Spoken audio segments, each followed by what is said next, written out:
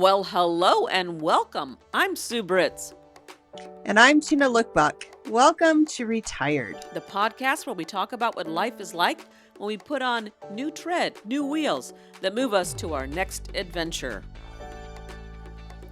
So I think things have been pretty adventurous here in the United States of America, Sue. I will say that. And here's what we're going to talk about today, Tina. We're going to talk about politics for the first time. Scary.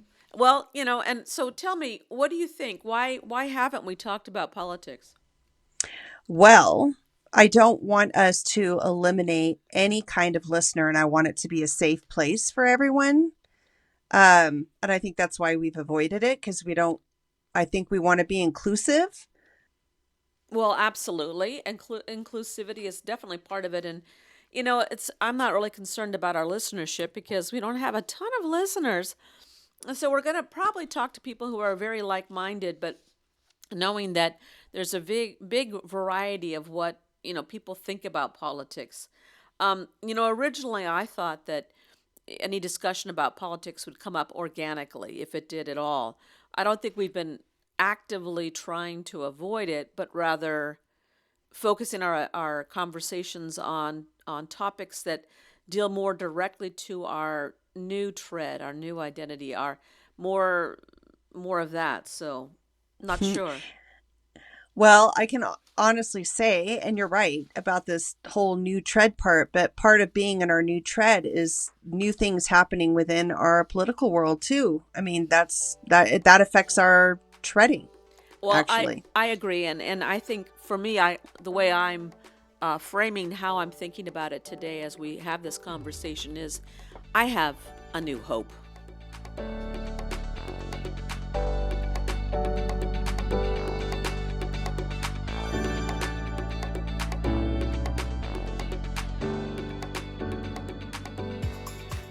So I'm going to ask you, and then I will share if you can't come up with anything. Was there a time in your life where you stood up for a political belief and you were blindsided by just having spoken your truth innocently without trying to damage or hurt anyone? You just spoke. Politically, no, I don't think that that's ever happened to me. So, as teachers, we realize we have much impact on our students. And I have to tell you an experience, and I think this could be why I have shut down in being able to express or ask or have anything to do with politics. So here goes. I'm in middle school, and she's probably dead now. We had a substitute, and her name was Mrs. Conklin. And I remember it was right at the time of elections. And I innocently thought nothing wrong with asking her, like, hey, what are you voting or what do you see on this? She got so angry at me. Like it was like I felt like she brought out the blowtorch.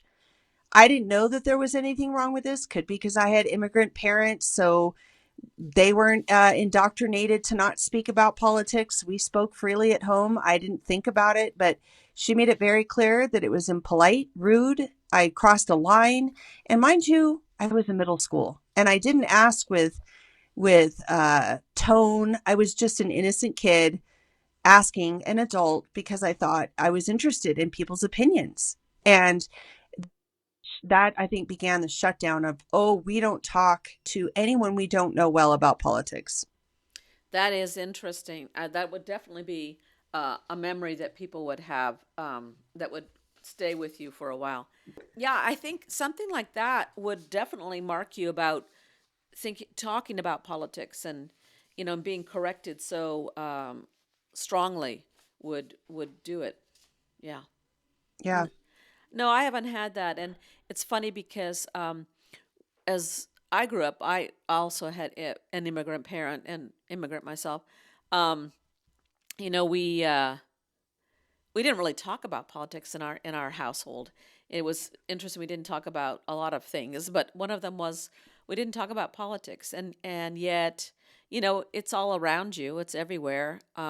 We were carefully monitored what we were allowed to watch on TV, but things got through, and I got to see some things when we watched nightly news or whatever, but we never really talked politics. And then my parents, they didn't vote because they weren't American. And later they became American and then they did vote. But by then we were adults and all that. But I've always been a political person. I didn't realize it until my good friend Karen said to me one day, it's like, how would you describe yourself? And she said, we asked that of each other, and she thought that one of the top words for me, descriptors of me, is political. And I had never, my instant reaction was, what? You know, and yet then I started understanding yeah, I'm a political person. Yeah, I think well, I would say maybe we both are, for the very same reason, but I think we really believe in fairness. Yeah. And I think that's part of why we were good at our professions as teachers, is because we really advocated for fairness, And which is political. yeah, it is political, and that's why it was hard for me to separate that out as a political thing. But it's about cultural norms and right and wrong, and all that's tied together into politics. So anyhow, our topic today, I think the new thread for me is feeling new hope. Kamala Harris is running for president. That our president Joe Biden has stepped down from running for reelection, and we have a new hope. Um, we do. All right, so Tina, I thought maybe what we would do is just throw out some reasons to be happy and hopeful about Kamala Harris. Well, I want to start with one. Um, do you know that she worked with Biden to cap insulin prescription medications for seniors at $35? And that, at least that's for insulin. I don't know if it's for everything, but thank God. And I think that's just so humane. And I think so many politicians are so far removed from the way people actually live, that was just kind, and the reason I am a Democrat. Well, I agree. It's about the common sense and coming back to when you are retired, your income is limited then unless you get back into the workforce. This is one that is very impacting for people who are older, whether it's insulin or other medication. As the prices keep going up there exorbitantly and your need for medical care goes up, it's something Correct. that has to be of interest to us. And I guess the AARP wouldn't be in agreement on that one.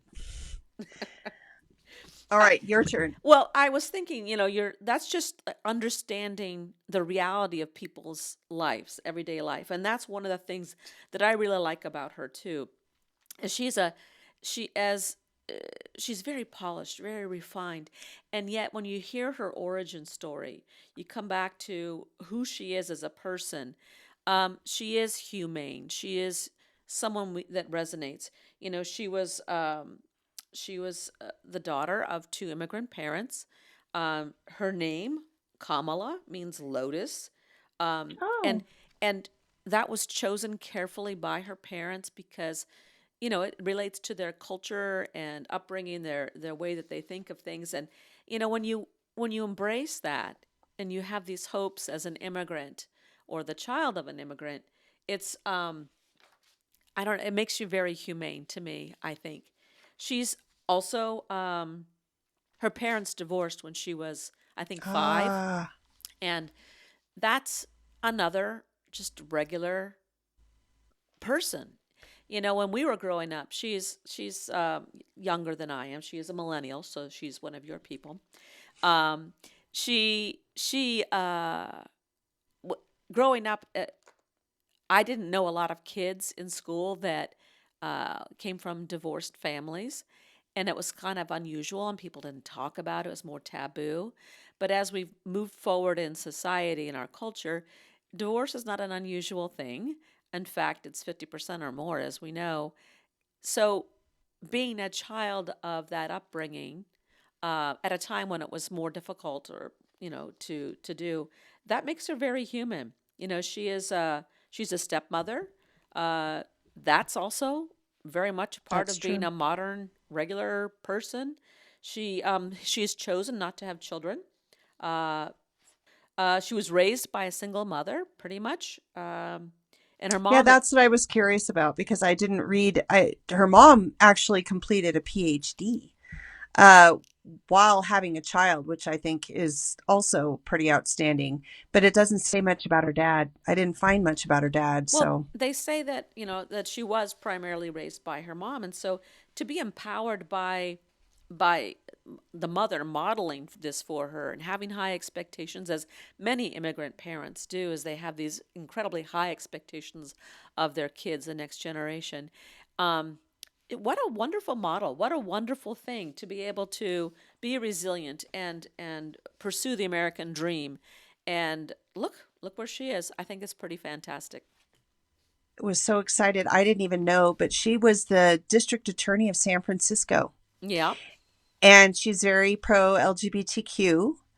And she actually officiated one of the first, if not the first, like legalized marriage. Like she officiated it. And I thought, wow, that's kind of awesome back then in politics, stepping into this world of transition. And she held it. And I thought, okay, that's another open, warm, pro forward moving person. Inclusive, yeah. I think that was back after Proposition 8 was overturned Correct. in 2004, and that was an important time. And to be willing to be the face of that, super important to do. Absolutely. And courageous. Yeah. Well, you could start back even farther. As you've got like um, the fact that she was, we could have started with this one, the first vice president, first woman vice president, first Black American, and first South Asian American to be vice president of the United States. Pretty cool. That's Um, true. and assuming that she becomes our president, she will be the first uh, in all those areas, except of course, Obama was the first Black American to be our president. So that would be a very cool thing. So being and does that matter? One could say, well, yeah, there has to be a first of everything, but you know what? When you don't see it, when you don't see people like yourself in positions of power, in running a government, it anywhere, as simple as seeing yourself in the classroom too, then it's harder to believe, to build that in yourself as Trust. a child. Yeah, for children not to see men in the elementary school That's so being true. being a caring, nurturing leader of them, that's so important. Likewise, I mean, to see women and men all through their education, super important. Same thing for us as adults in society, to see all of us represented, all of us in different places within society. That it does matter, and to be the first, pretty cool. And by the way, long overdue. So that brings us to another area. And I think it was when she was the Attorney General of California. And it was the housing crisis. And I think she helped a bunch of people, protected them with the foreclosures of homes. I got to go back and read that. But I think that's what she did. And that was huge because so many people were losing their houses left and right. So she had a piece in that.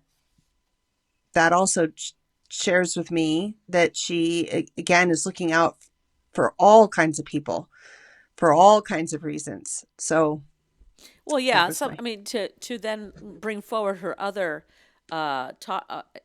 areas of interest for her, she's big on voting rights. She's big on trying to reduce gun violence. That's one that's out Oh, there, that's and true. everyone should needs to be cared about.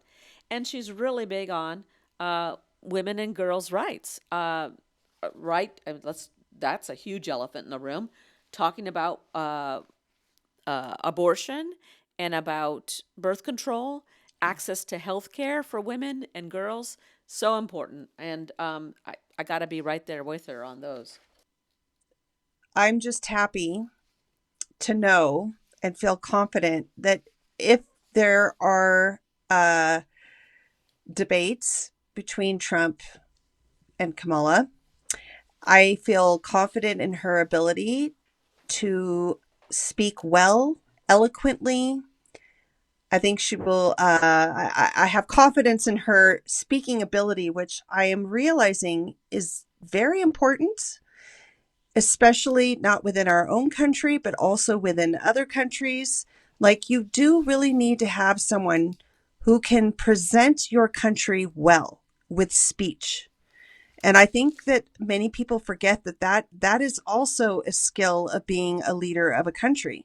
If you cannot eloquently, clearly, and directly state your intentions, do so with dignity, integrity, um, that's a reflection of the entire country. So you're actually representing an entire country. And I feel very hopeful, um, should she win, that we will now have someone able to present us well with Right. speech. And then, when you're talking, and she's calm, and she is secure, she is, what's the word I'm looking for? She Not volatile in emotions. Well, right. She's calm. She's sane. But she's also not a pushover by any means. She is No. forceful when she needs to be, but it's done in a professional way. Yes. And Yes. most importantly, she's not lying. Um, yeah, she's not lying. Sentence after sentence, lie after lie. Yeah. Yeah. Sometimes people will believe their lies if said enough times. Well, yeah, that's one of the strategies that people use. Uh, here's another thing. Here's something else I'll say, and I didn't know how much I needed this. Was she's young, she's vibrant, she's got energy, and I didn't. The contrast is astound. Tremendous. It's tremendous. It makes you go, "Whoa! What have we been doing here, people?" Um, we're looking at her, who she's running against. Not a spring chicken. We need young people, young voices. I also think we need to cap the age. We've got a lower limit on presidents serving age 35. There should be a cap, 75 maybe. Um, yeah, I it matters. Young people need to be involved. People who are vibrant, energetic. Yeah. I think I it did not occur to me ever until this particular situation where we had two older men. I mean, Trump is no spring chicken. He's not far beyond or far under Biden. And think about ourselves as we've been talking about retirement. There is a reason that most of us retire from the workforce. And it is because we do start to slow down. We're not quite as full of energy. Thinking is not necessarily as quick as it once was. And now we're asking someone at the hardest point of their lives in terms of physical limitations, now also mental, and you're requiring this person to make split second decisions, confident decisions. I am astounded that we've never had a cap either. And maybe it's because we're living longer. I don't know. We had pretty old presidents in the past too, though. I just think that the demands of this job, I mean, we think teaching's hard. I mean, really? Yeah. And it is.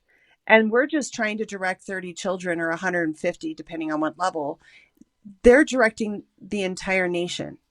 Yeah. So, and I know there's other people that are there to support them, but ultimately it's on you. And I do think that you're right.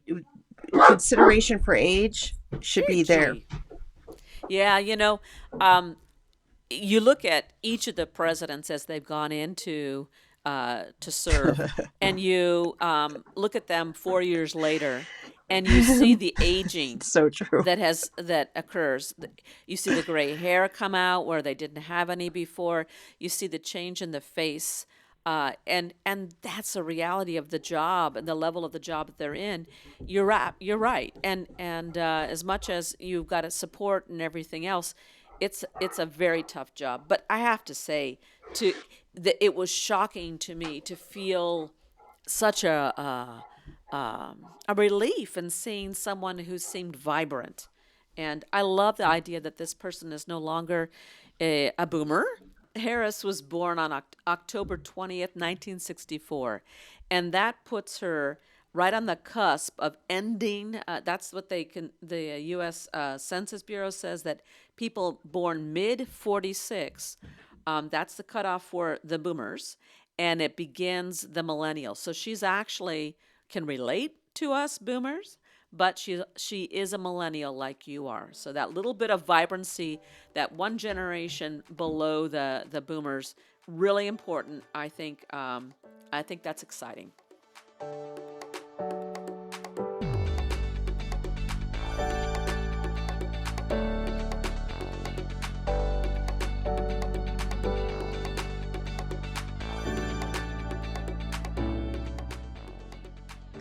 And we're back. So what was going on with Gigi? We got to hear her show up. I think somehow she broke into the house. The door wasn't shut, and then she gets very anxious when I'm not in her line of sight. So I that just was imagine she's a big dog. yes, How many with pounds? big needs, about 120. Oh, what a cutie. We should put a picture of her up. We'll do that. You got to Oh, send me a picture. We'll put Gigi on our Facebook page so people can see what she looks like. that'd be great. Okay.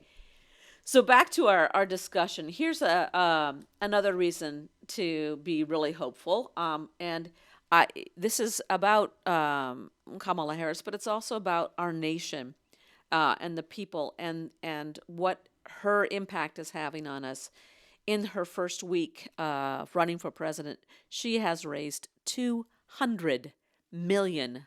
Now, I feel lots of things about all that kind of money, Wow. but the fact that I mean, this is historic. The ability to raise this amount of money that short of a time, it says a lot about her, but it also says a lot about our country wanting someone and hopeful for someone like her to be our president.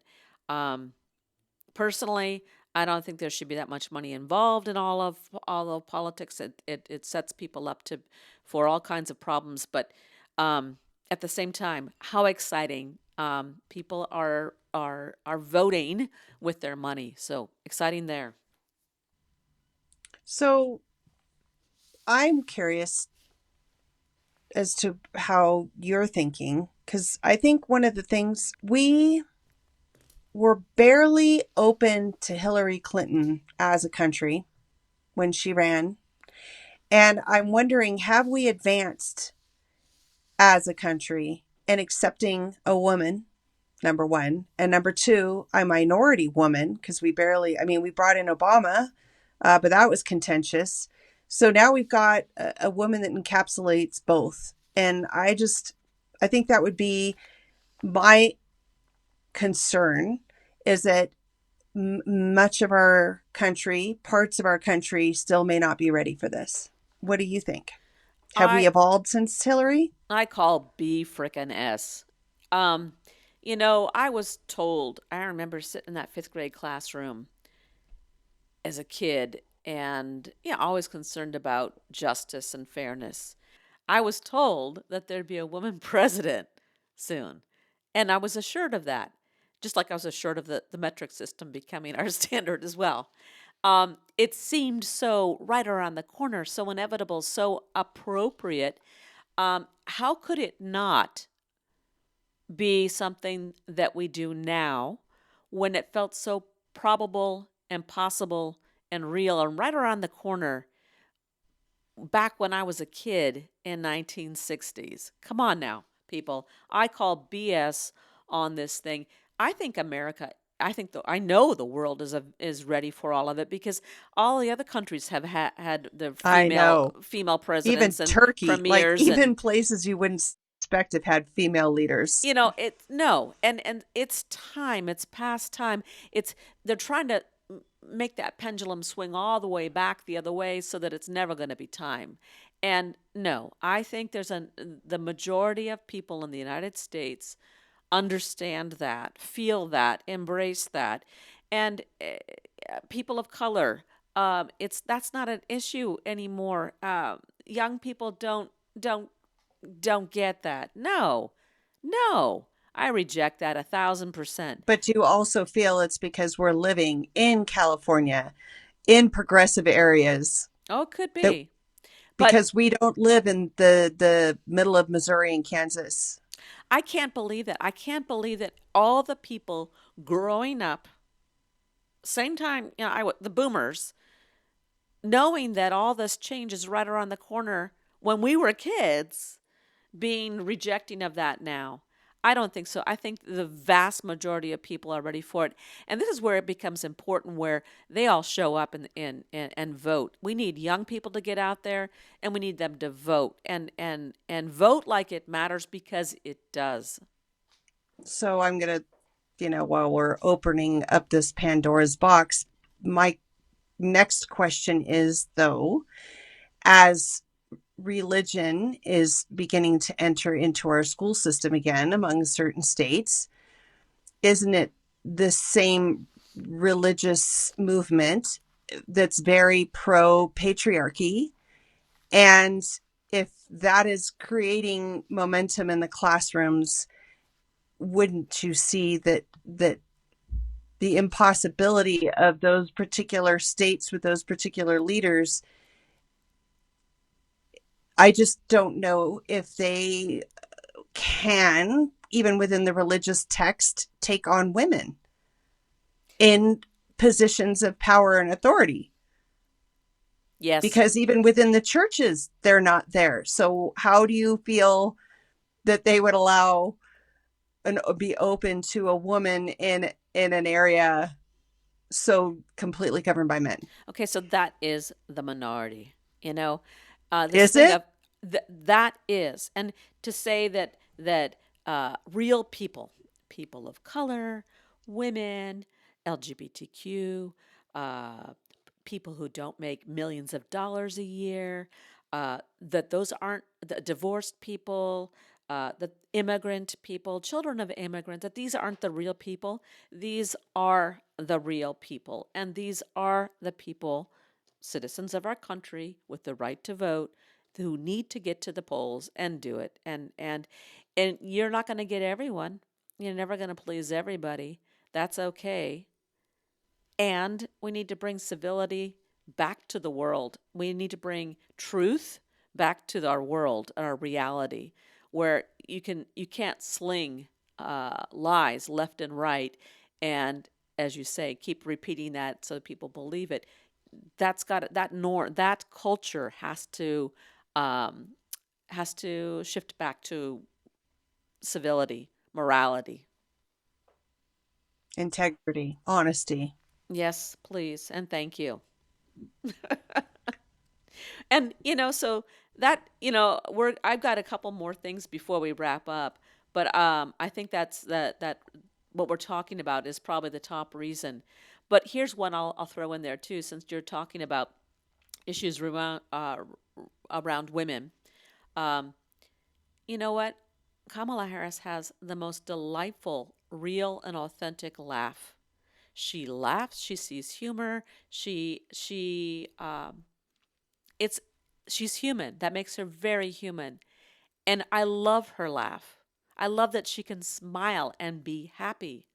That's what we need. We need positivity. Yeah, we do. And this thing of disdaining a woman, being very critical, hypercritical about uh, her laughter, her voice, that is so patronizing and misogynistic. No, I love her laugh.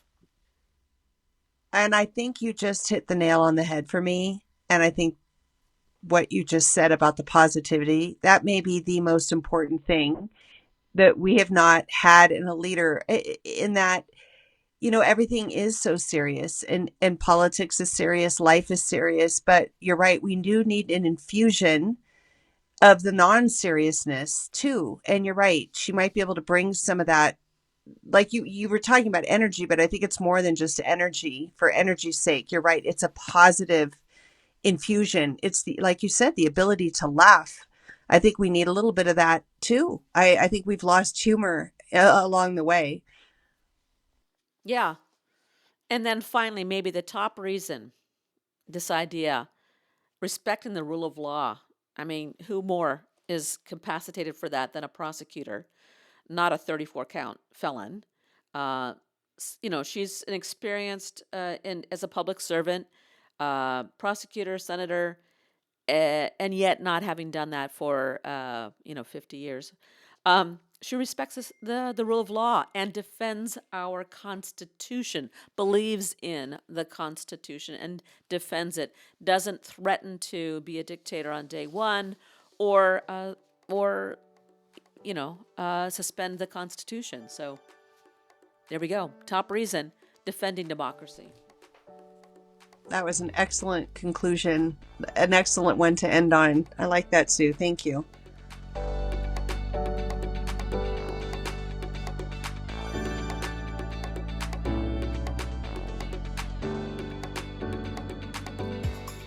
So, final thoughts. How did you feel with this discussion about politics, about Kamala Harris? Well, how are you Uh, feeling, Tina? it was actually much more comfortable. I had thought about texting you a few times and saying I just can't do this. I don't know if I feel comfortable.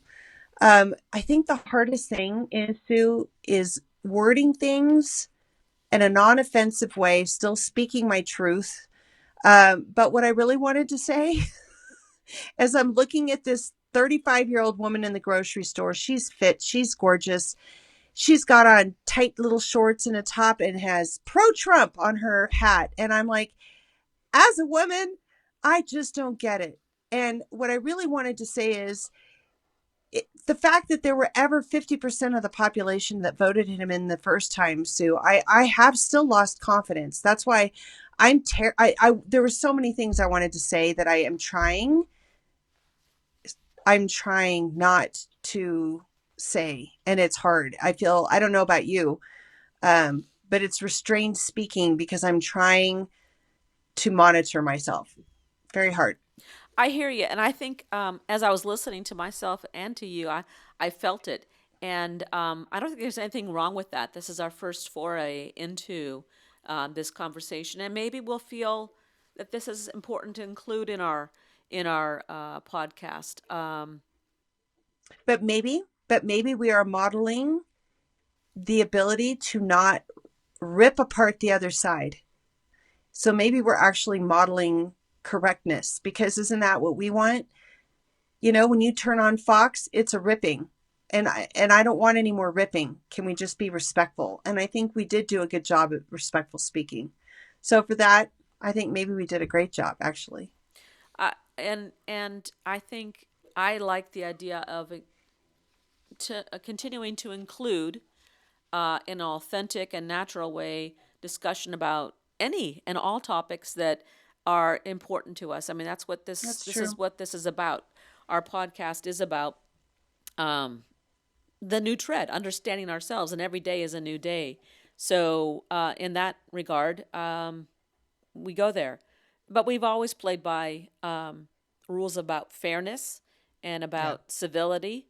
I think there's a place for anger and for Yeah. venting, and we'll have to decide how we want to manage all that. And I don't know that we need to. I tried to think, how would I approach this. I didn't want to just come out with an assault against Trump, because first of all, it gets me really riled and I'll go crazy.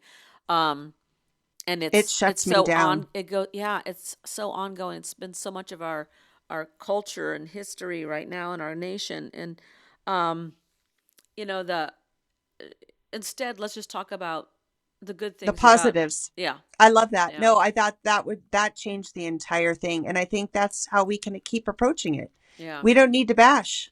And I like We that. just need to promote the good that's there.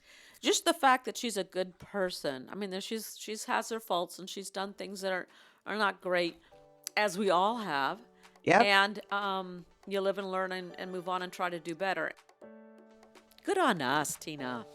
Yeah, I'm kind of actually happy with how it all went. Yeah. Good. Excellent.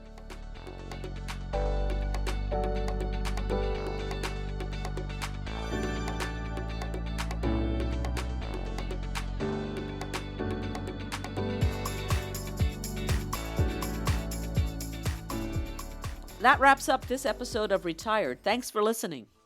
Join us next week on our next adventure. Until then, please feel free to lend your feedback or ask questions by emailing us at retiredpodcastnewtread@gmail.com. You're invited to follow us on Facebook at Retired Podcast New Tread. Check the show notes for links and contact information. Retired is co-hosted by Sue Britz and Tina Lokkbakk. It's produced, directed, and edited by me, Sue Britz. Music and graphics are by me too. Please click to subscribe so that you won't miss your chance to join our retired road trip.